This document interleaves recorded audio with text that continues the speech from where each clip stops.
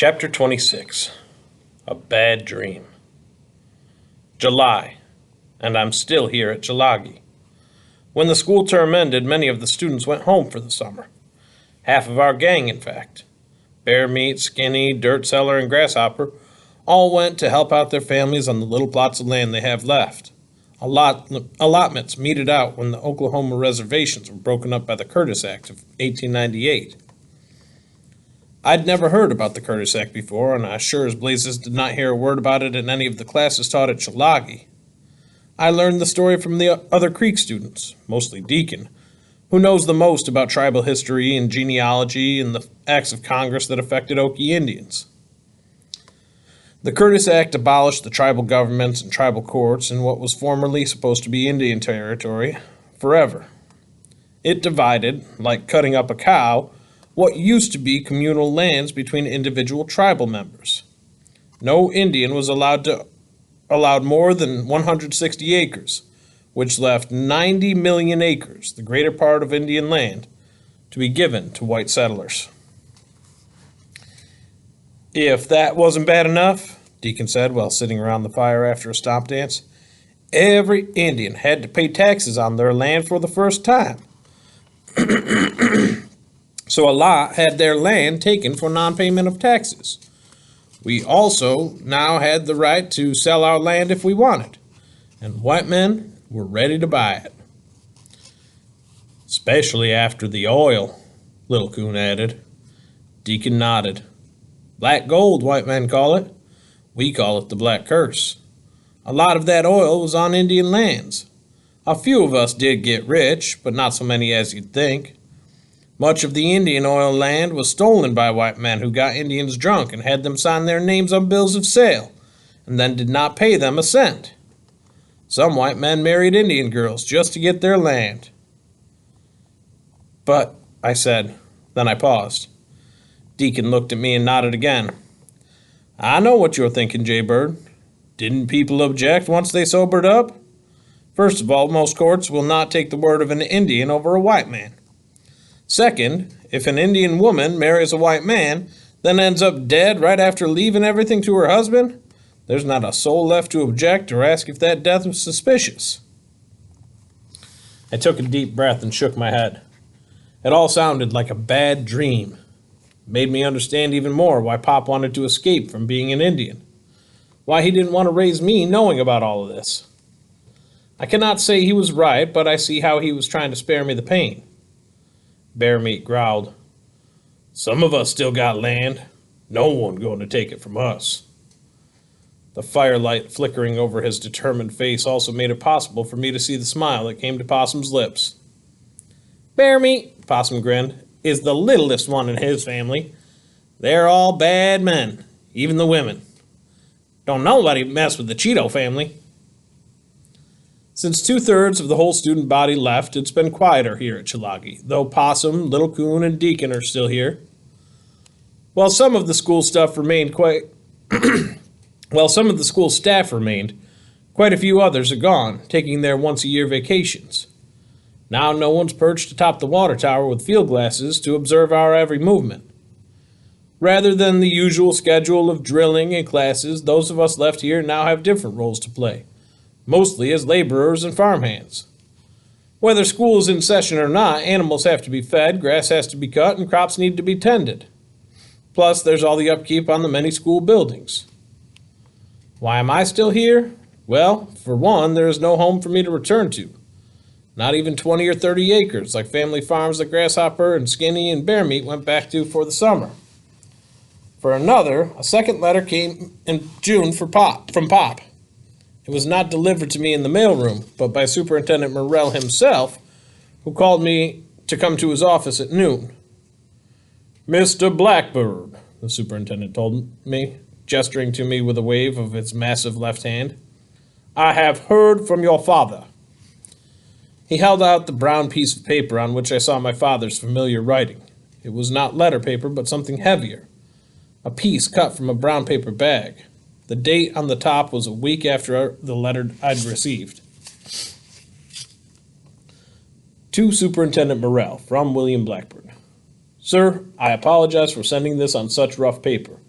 Here in our camp, writing materials are hard to come by, as is the time to send such missives as this. I am writing to request that you allow my son Cal to remain there at Chilagi Indian School during the summer months. He is a good worker, as I hope he has proven. I am sure he can be of use among the summer student helpers, and might even warrant a garden plot of his own. I am unable to return and collect him as soon as I had hoped. My own role as an officer and quartermaster in our bonus expeditionary force requires my continued presence. Our army of veterans of the Great War continues to grow, and we believe that our pleas for the payment of our bonus money will eventually be answered, though it may take till the ends of the summer. The papers have written well of us. We believe, with an election coming, that the President will see the wisdom of giving us our due. Please inform Cal on my behalf and tell him I am proud of him. I held the paper in both hands and read it a second time, hearing my father's voice. I handed it back to the superintendent.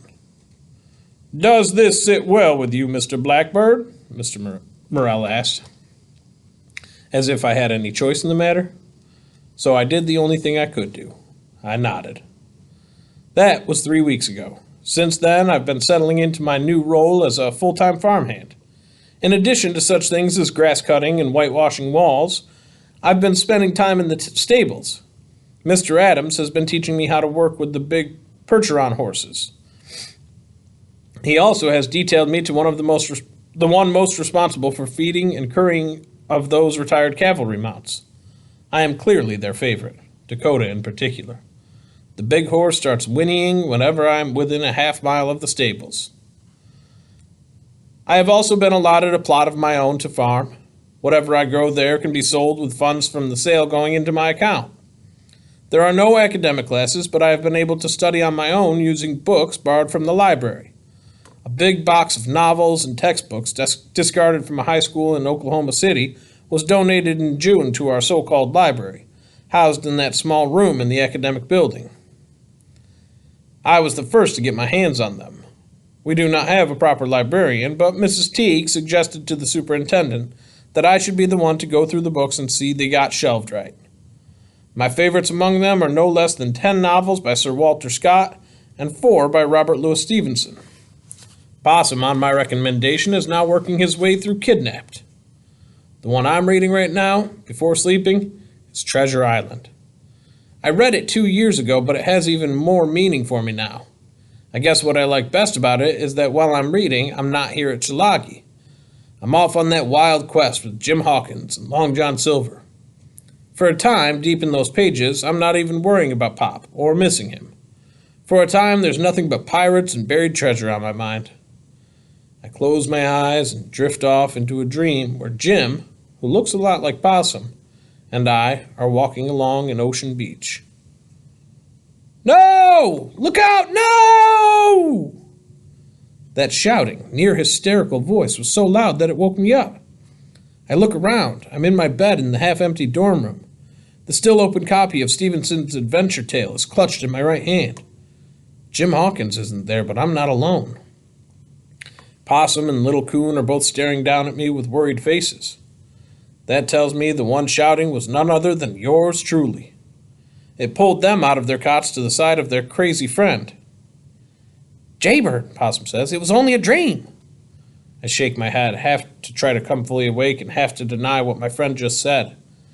I close the book, swing my feet out of bed. I rub my eyes, which are wet with tears.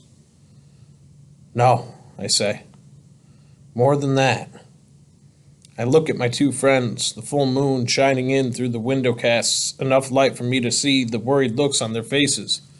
And despite what Possum just said, he knows that a dream can be a lot more than a dream. He's the one whose aunt had medicine dreams that were just as precognitive as the visions of Cassandra in the Iliad. I know if I tell them what I just saw in my dream, they'll take it serious. I know partially from what I learned about being Creek and partially because a part of me has always known that my dreams are connecting me to other people. People who've passed on, like Ms. Euler's husband, who got gassed in France, and people still living. My dreams are of things that happened, even before I was alive on this earth. This dream was about the living. It wasn't just about something that was going to happen, it was more than that. It was about Pop. And in that vision, I sort of was Pop, seeing through his eyes. It was night, and there was noise and confusion all around me and the other men who were marching forward. There were lights, bright spotlights being beamed on us. We were on a bridge facing armed men. We were not armed ourselves, but we were not going to let them get past us. We kept marching toward them. "Get back! Stop, or we will fire!" That was what the man on the bullhorn was saying. "They won't shoot us," the man next to me shouted. "They won't never shoot us vets." And that was when the soldiers started firing.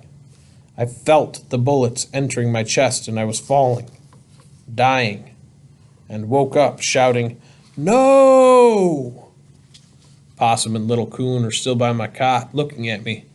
I'm amazed it's only them. I was hollering as loud as a blue tick hound on the trail of a raccoon. But as I raise my head and look around the room, all I can see in the cots that holds other students here for the summer are sleeping bodies. Possum smiles. "Yep, Jaybird, they are all still recumbent," using the word I taught him yesterday out of my Webster's. "That yell of yours was meant just for us, I suppose. Nobody else was supposed to hear it, so they didn't." If he had said that 2 months ago, I would have thought he was nuts, but now I just nod my head. Then I realize someone is missing.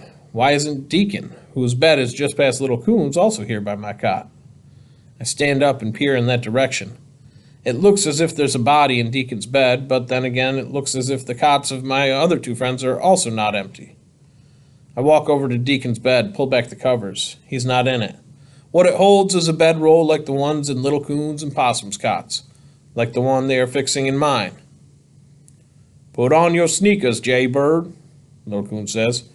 "Deacon woke up a good 2 hours before you started yelling." "Yep," Possum said. "Seems he had one of them premonitions too." Little Coon nods. "Said the time had come for us to do something you needed done. Told us to wait until you woke up and then take you to our camp. That's where he is, getting things ready."